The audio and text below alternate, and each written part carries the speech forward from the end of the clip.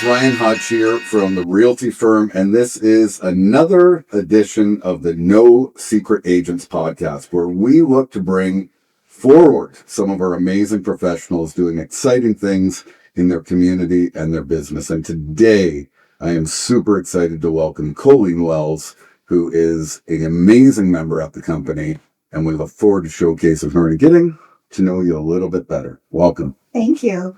So I always like to get started in terms of sharing with our audience a little bit about you and, how long you've been in the business, how you got into real estate, and just some of the things that brought you into this wonderful world that we call real estate. Okay. So I have been in the business for about 18 years. My entry into the business was a pretty natural progression.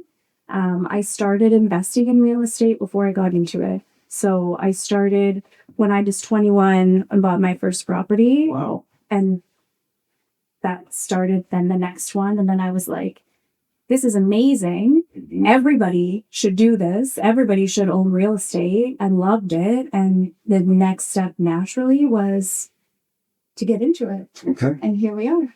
And so I didn't know that you started investing that young. I did. And that is not easy to do. No. Could you give any guidance to perhaps a consumer? I mean, things have changed obviously a fair bit in 18 years, but for somebody that's younger, and I mean, with the cost of living and the cost of real estate, how would you suggest somebody enter into the real estate market? Small. Mm-hmm.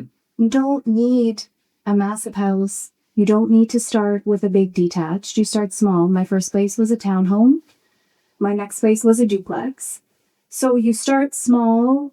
In this market today where the price points are at, that I would suggest buying something, living in it, and having an additional unit to rent out. That's the best way to get into it. Real estate investment it's a long game, Mm-hmm. right? But you build equity. And then you take the equity from the house, you take it out, and you buy another one. That's how I've done. It's your typical buy, make it better, refinance, buy the next. Mm-hmm. But you can do it slowly as you live, right? Like these are all houses that I lived in. So I would live in them for a bit. And then as soon as there was enough equity, boom, I would refinance it, move to the next one, and still keep it. I want to get into family and that a little bit later on, but has your husband been involved with this as well? So this has been your baby then, investing in real estate from a young age. Yeah. Okay. Yeah. When you look at, I guess, the state of investing now versus then, I know that a common fear that people have is being a landlord. Yeah. Can you share a little bit about that experience, your thoughts, what you tell your clients? So with everything, if there's a reward, there's a risk. The risk with investing in properties is you have a bad tenant. Mm-hmm.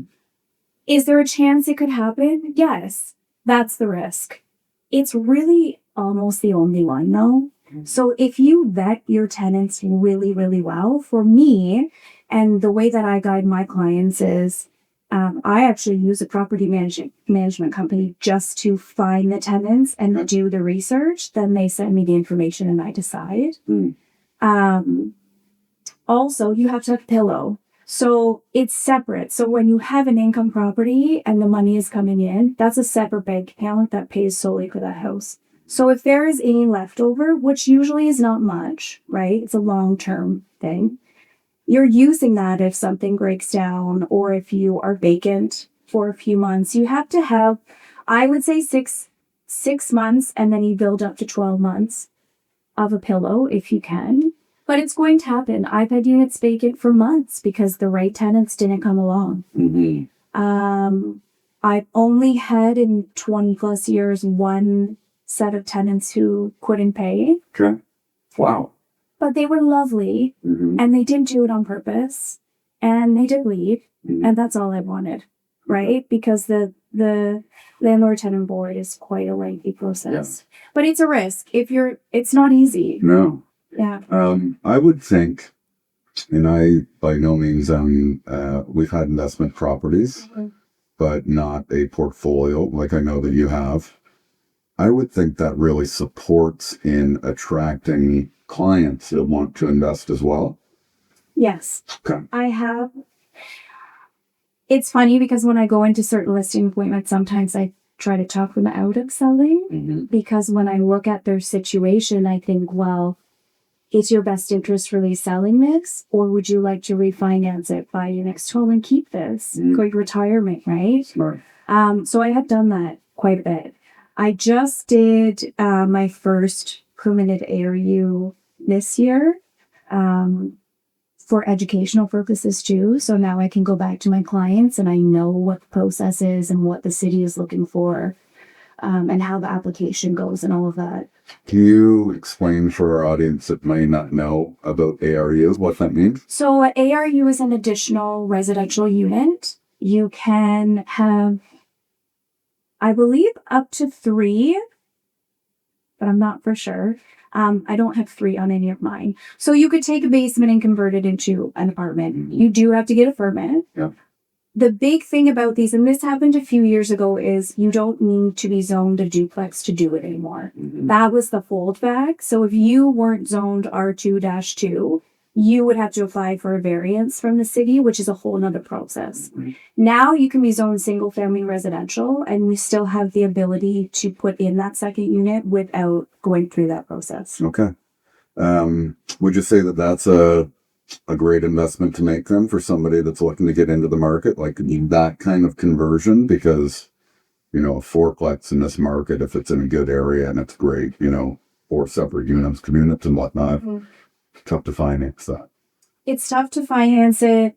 And, I would go this route. Right now, single family is tough because of the mortgage amounts and rents.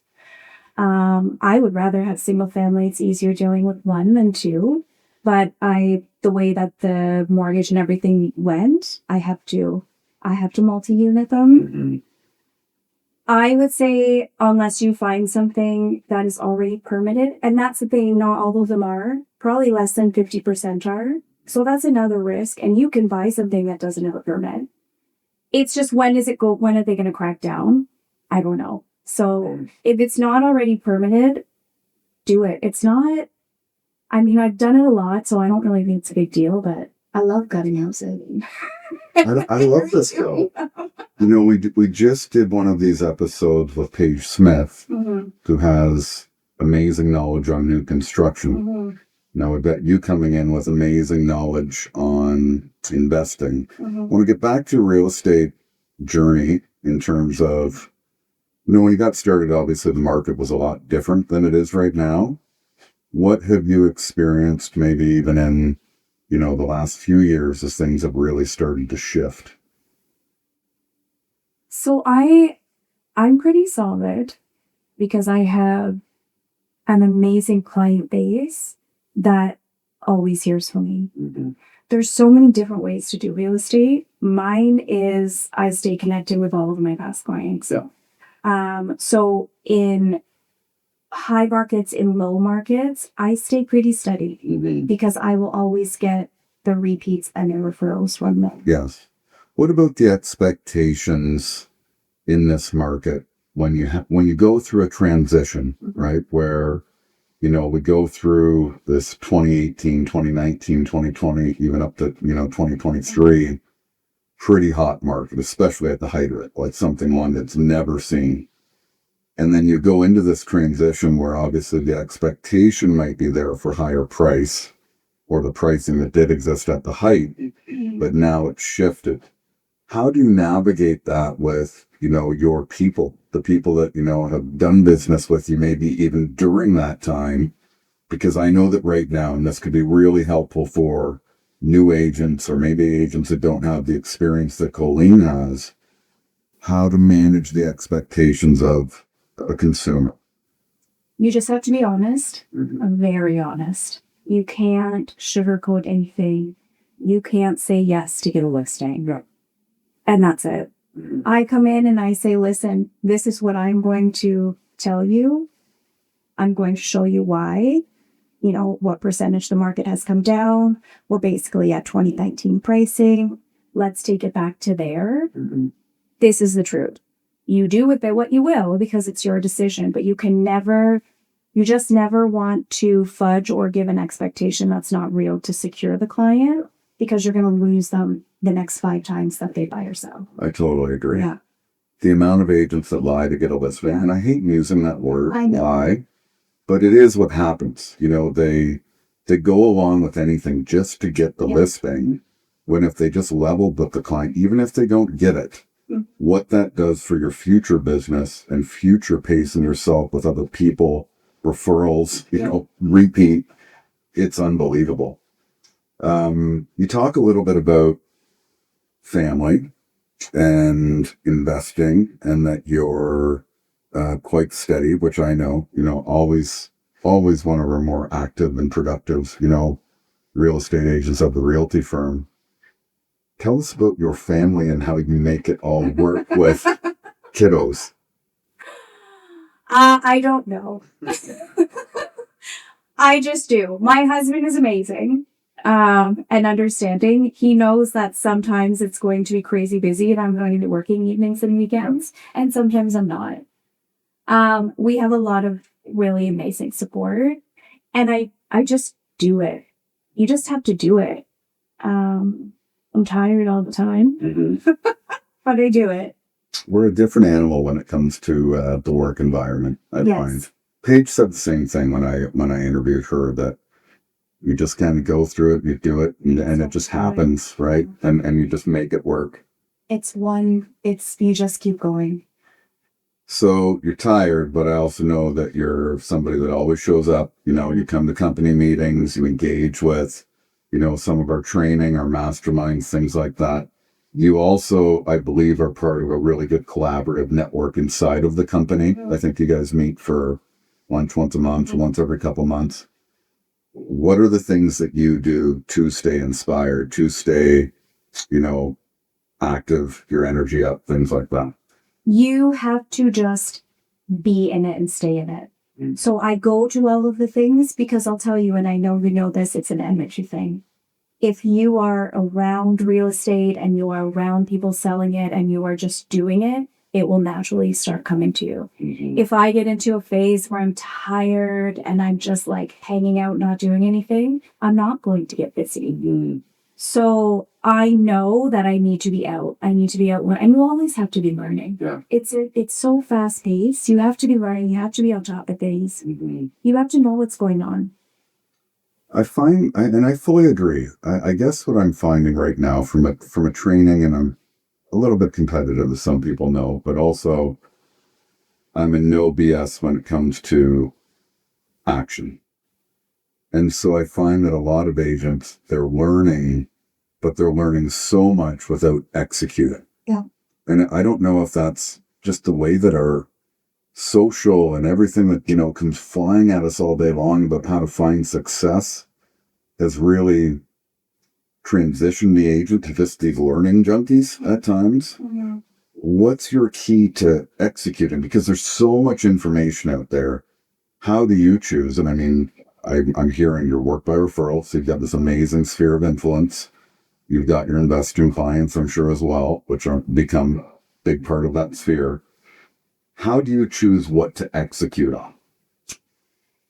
So, like I said, there's so many different ways to be successful in this business. You have to pick one that you think goes with you and do it.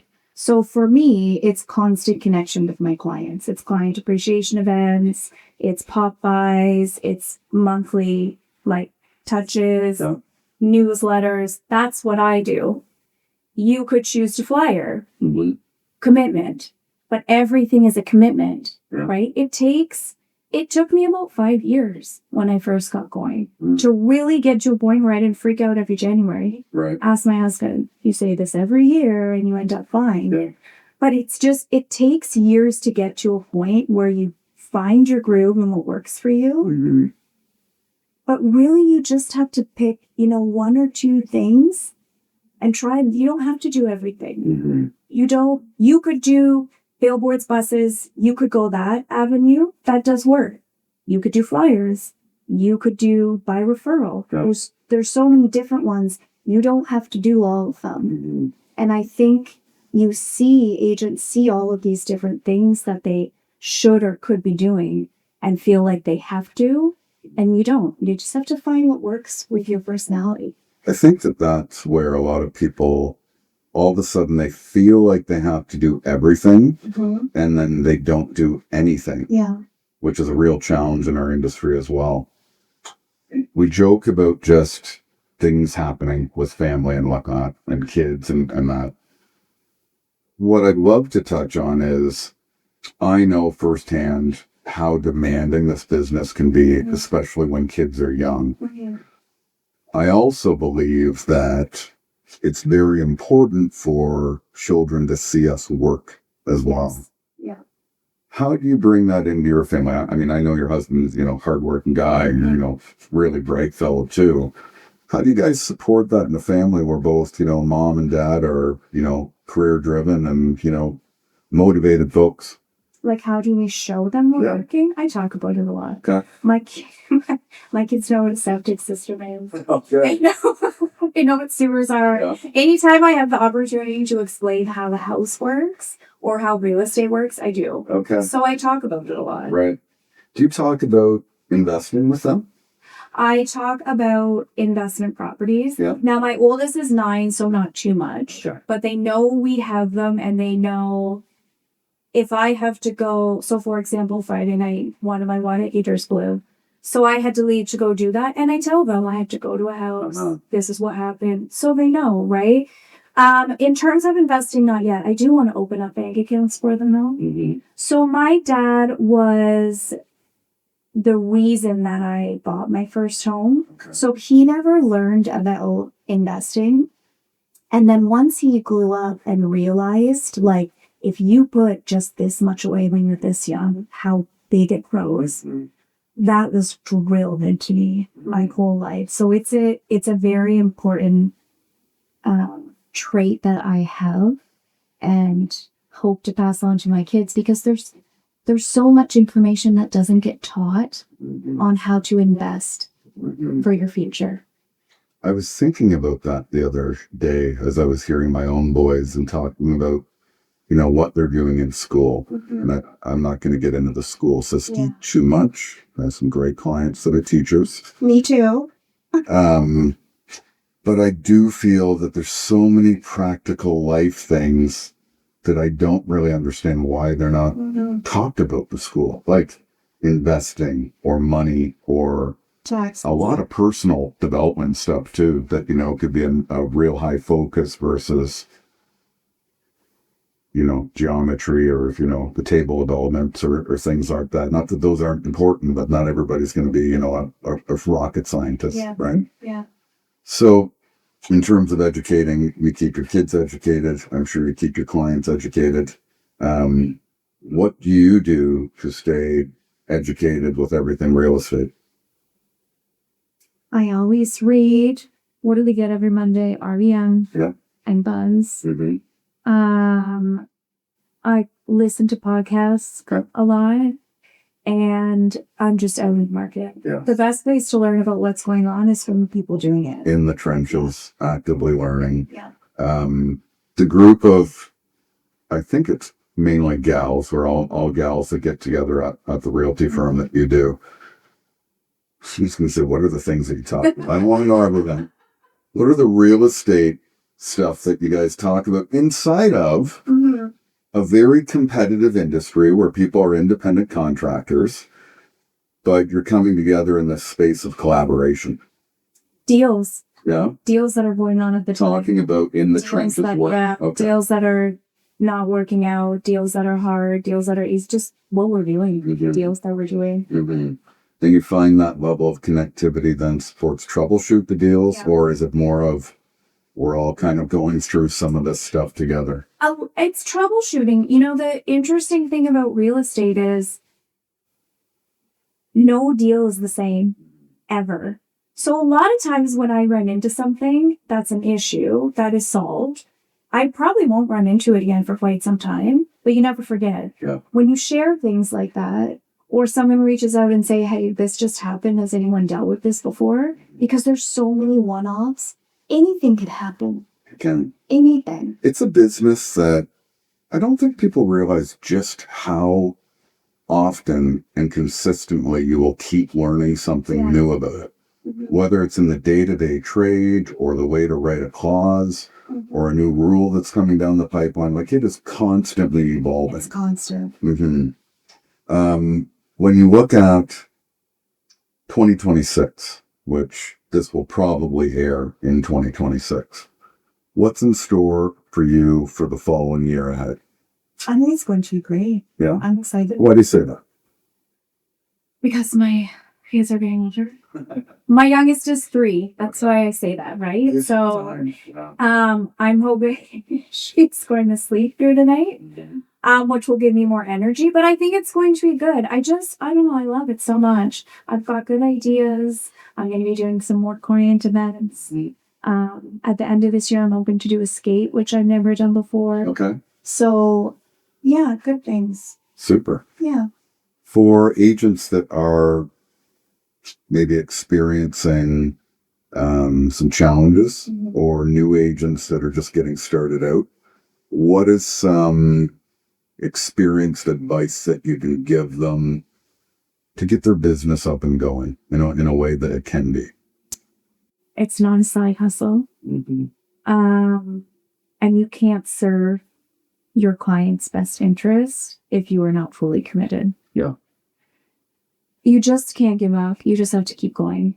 You have to make, a system. You have to pick a marketing avenue and go for it. And know that everybody in front of you went through the same thing. Sure, there are agents that come out of the gate running. I didn't. I'm more passive. But like I said, it was about 5 years. If you really want to do it and you really love it and care about people, just don't give up. You just have to keep going. Reach out and talk to people. That's my best advice. No, right. And I do feel that there's opportunity for anybody at any stage of their career to go a little bit further into staying with something right now. Because a lot of agents, I believe, went through this massively successful, in their mind and probably their bank accounts, hot market, right? Where it was easy to sell a house. But they didn't change anything. They didn't stay with some of the things that got them busy in the first place. Well, market shifts, less than 50% of homes are selling, and all of a sudden their income tanks, right? And so I think that consistency factor is critical.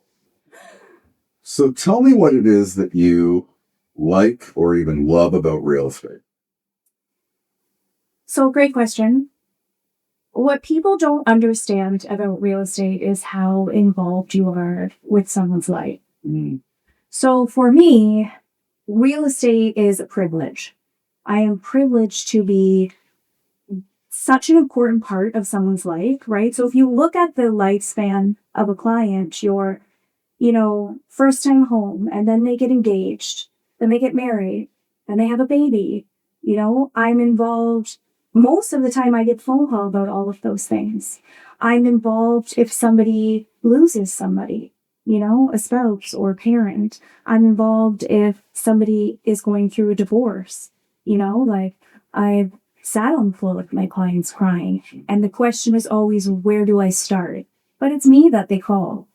And I just hold that to such a high standard because you're the person that kind of starts the process in each of those life instances that happen, and they call you. So I love that part about it. I love helping people and figuring out strategies and, getting them to the next stage of their life. I love that. And I'm glad that you answered that question so eloquently. No,